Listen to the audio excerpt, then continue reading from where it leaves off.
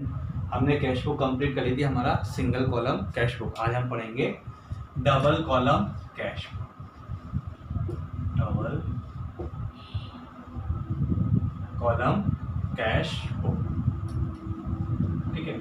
अब ये double column cash book कुछ भी हो सकता है। इसी कैश के साथ बैंक कॉलम, जनरली आपको ये ज्यादा मिलेगा।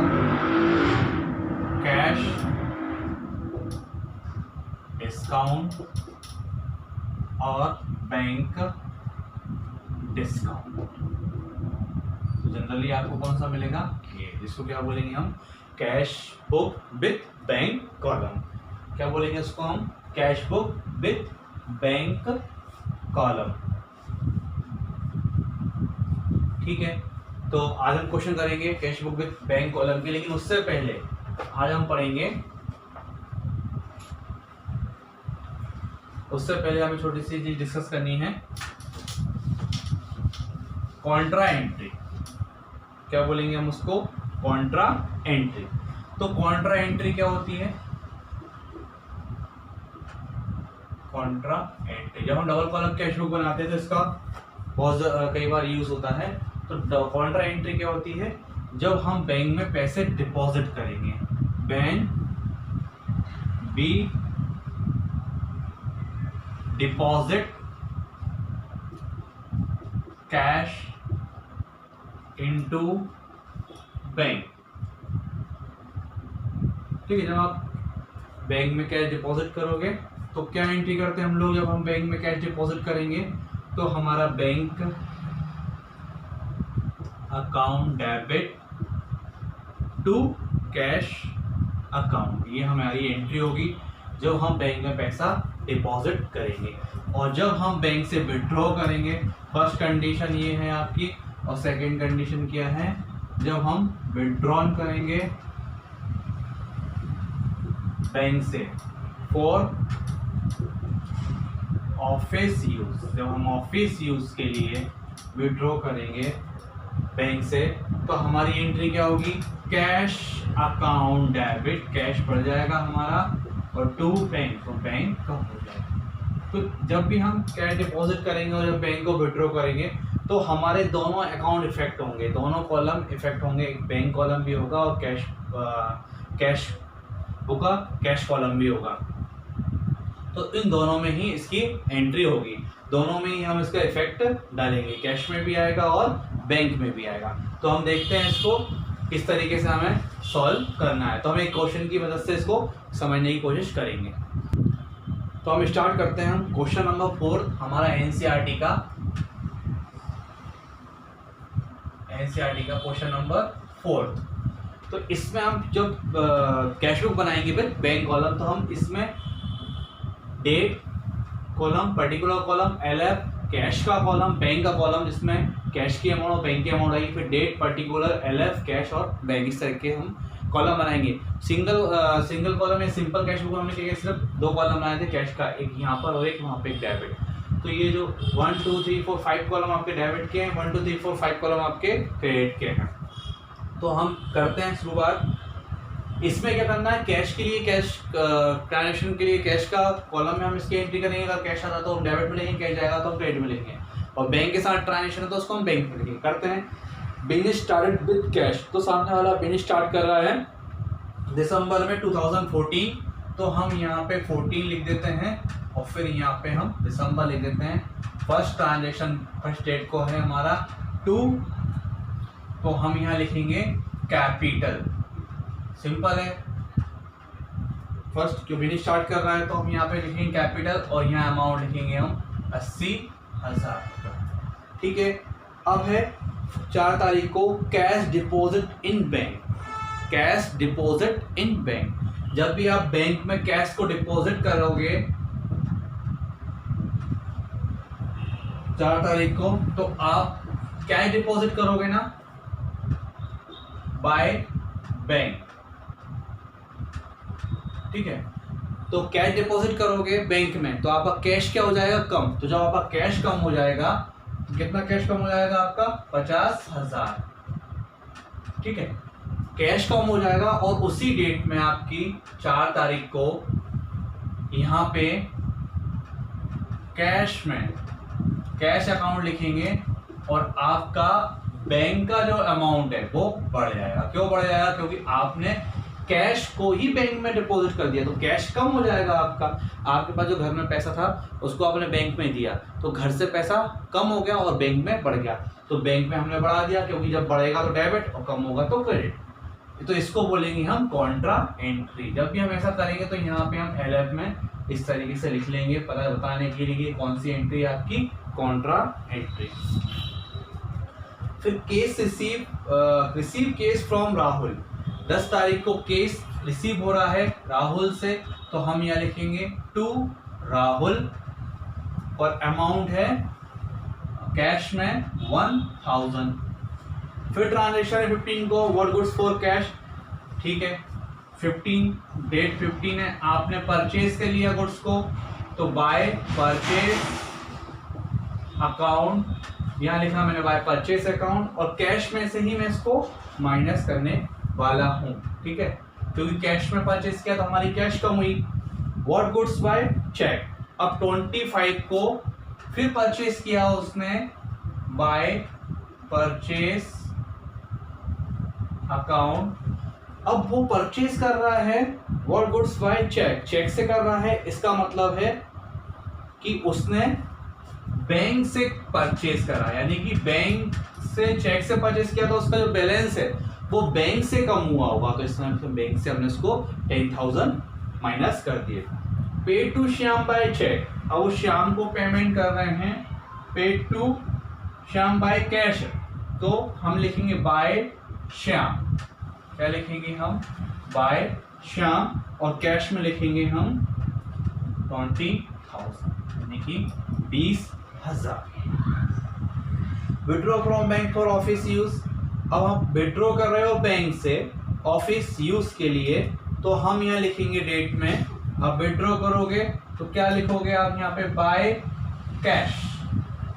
कैश लिखोगे, और बैंक में से आपका कम हो जाएगा कितना 2,000 रुपए, और इसी तारीख में 30 तारीख को आपका बैंक में बढ़ जाएगा, कैश में आपका बढ़ जाएगा बैंक से हटकर 2,000, तो वहाँ पे आपका इसको भी कॉन्ट्रा एंट्री बोलेंगे और इसको भी हम जो आपका है इसको भी हम कॉन्ट्रा एंट्री बोलेंगे, क्योंकि यहाँ पे कैश डिपॉजिट किया था उस टाइम का कॉन्ट्रा एंट्री, और यहाँ पे विड्रॉ कर रहे हैं बस आपके ऑफिस यूज के लिए, और पर्सनल यूज होता तो वो कॉन्ट्रा एंट्री नहीं होती। फिर है रेंट पेड बाय चेक, अब 31 को रेंट का पेमेंट किया है बाय रेंट, तो रेंट अकाउंट, अब रेंट का पेमेंट किया चेक जब भी वर्ड आएगा तो इसका मतलब है आपने बैंक से पेमेंट किया है, तो कितना पेमेंट किया है आपने 1,000। अब क्या करना है आपको, सबके टोटल लगाने हैं। कैसे लगाएंगे टोटल, बहुत सिंपल है। यहाँ पे कितना अमाउंट था आपका,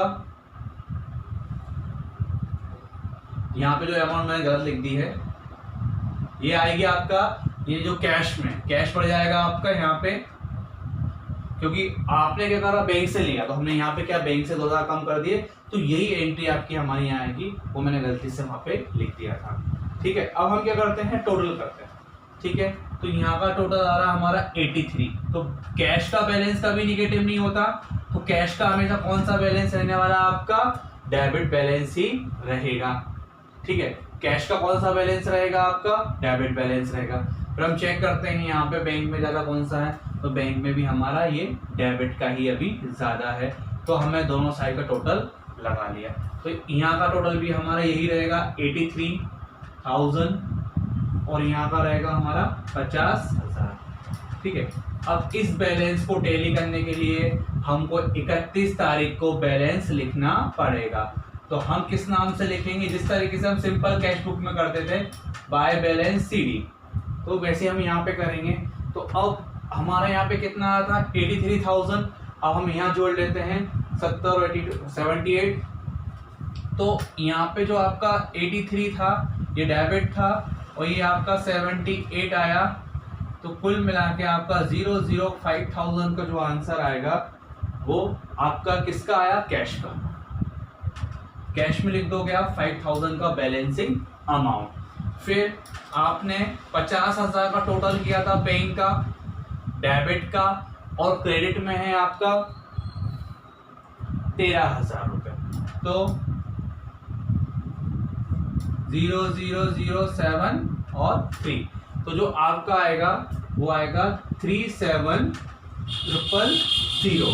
तो इसको हम क्या बोल सकते हैं, एक तो क्लोजिंग बैलेंस ही बोल सकते हैं और इसको हम बैलेंसिंग फिगर भी कह सकते हैं, बैलेंसिंग फिगर, क्योंकि ये बैलेंस किया है हमने, क्योंकि हमको टोटल करना होता है। तो इस तरीके से हमारा सॉल्व हुआ। तो ध्यान रखना, कॉन्ट्रा एंट्री का मतलब क्या होता है, जब आप बैंक से में डिपॉजिट करोगे बैंक में, और जब आप बैंक से विड्रॉ करोगे तो आप क्या करेंगे, उसको कॉन्ट्रा एंट्री करेंगे। जब बैंक से विड्रॉ करोगे तो किस लिए करोगे, ऑफिस यूज के लिए, तो वो कॉन्ट्रा एंट्री होगी। अगर आपने पर्सनल यूज के लिए किया तो वो आपकी ड्राइंग होगी। तो ये था आपका double column cash book with bank column, जिसको हम समझ सकते हैं cash book with bank column, क्या बोलेंगे इसको हम, cash book with bank column. तो ये था आपका क्वेश्चन नंबर 4 एनसीईआरटी का। अभी हमने जो क्वेश्चन किया था वो तो फेवरेबल क्वेश्चन वाला, मतलब इनको बैलेंस किया था, डेबिट में थे। अब हम क्वेश्चन नंबर करते हैं 7 एनसीईआरटी का। तो prepare double column cash book from the following information for the सितंबर 2014। तो यहाँ डेट डाली मैंने 2014 सितंबर 1। अब इसमें कैश इन हैंड, तो यहाँ पे लिखूंगा मैं बाय बैलेंस बीडी। क्या लिखा मैंने, बाय बैलेंस बीडी। तो कैश का है 7500, ये लिखा मैंने। इसके बाद इसमें लिखा है बैंक ओवरड्राफ्ट। तो बैंक ओवरड्राफ्ट का मतलब हो गया एक तरीके से नेगेटिव बैलेंस है, मतलब बैंक का नेगेटिव में चल रहा है। तो यहाँ पे भी हम सेम डेट डालेंगे सितंबर 1, और यहाँ पे हम एंट्री करेंगे बाय बैलेंस बीडी, क्योंकि ओवरड्राफ्ट है इसका मतलब नेगेटिव बैलेंस है। ओनली बैंक बैलेंस लिखा होता है या कैश विद बैंक लिखा हो तो हम उसको ये डेबिट में लिखते हैं, लेकिन ये कौन सा है हमारा, ओवरड्राफ्ट। तो ओवरड्राफ्ट है तो हम उसको क्रेडिट में लिखेंगे, कितना, 3500, ठीक है। दूसरा ट्रांजेक्शन है बेजेस पेड। तो कुछ भी नहीं दे रखा है तो हम हमेशा ये मानेंगे कि हमने कैश में पे किया है, तो हम यहाँ लिखेंगे बेजेस। बेजेस यानी मजदूरी हो गया आपका 200 रुपए का, तो हम क्या कैश में से इसको माइनस करेंगे 200। फिर आपका है कैश सेल। क्या है आपका, कैश सेल। तो सेल करोगे तो पैसा आने वाला है, तो 05, तो 2 सेल लिखेंगे, 2 सेल्स अकाउंट, और हम हमारा 7,000 रुपए से हमारी यहाँ पे कैश को बढ़ा देंगे। फिर है कैश डिपॉजिट इनटू बैंक। 10 तारीख को आपने कैश में डिपॉजिट किया, बैंक में आपने डिपॉजिट किया, तो बैंक अकाउंट। तो कैश आपने कैश डिपॉजिट किया तो कैश आपकी कम हो गई 4,000 रुपए से, ओके। तो ये है आपकी कॉन्ट्रा एंट्री, और सेम एंट्री आपकी यहाँ पे होगी, 2 कैश के नाम से कैश अकाउंट, और आपका बैंक बढ़ जाएगा कितने से, 4,000, क्योंकि कैश आपने कैश डिपॉजिट किया तो कैश आपका कम हुआ और बैंक आपका बढ़ गया। फिर goods purchase and paid by cheque. तो यहाँ पे आपने गुड्स को परचेज किया है पर चेक के द्वारा, तो हम यहाँ पे किस में से माइनस करेंगे, बैंक में से, क्योंकि कौन सा वर्ड यूज हुआ है, चेक। चेक है तो मतलब बैंक से ही पैसा गया होगा, तो 2,000 रुपये हम यहाँ पे माइनस कर देंगे। फिर है 20 तारीख को 20 को बाय रेंट। तो बाय रेंट लिखा है सिंपल, तो हम इसको कैश में से माइनस करेंगे 500।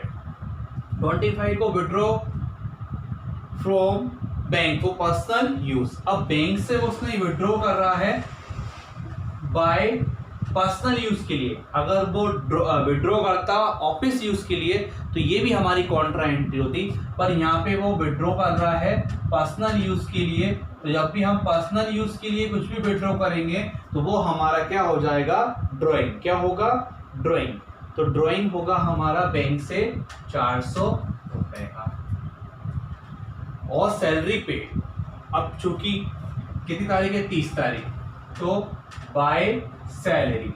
अब सैलरी में कुछ लिखा तो नहीं है, तो हम ये मानेंगे हमने कैश में इसका पेमेंट किया है 1000 का। अब क्या करना है हमको, टोटल करके इसका आंसर फाइंड करना है। देखते हैं कितना आंसर आता है। यहाँ पे तो हमारा 14,500 आएगा, ठीक है। इसके बाद हम देखते हैं किस साइड का हमारा ज़्यादा है, तो इस बार हमारा यहाँ का बैंक का ये वाला पोर्शन ज़्यादा है, 5,900 यहाँ पे आपका आंसर आएगा।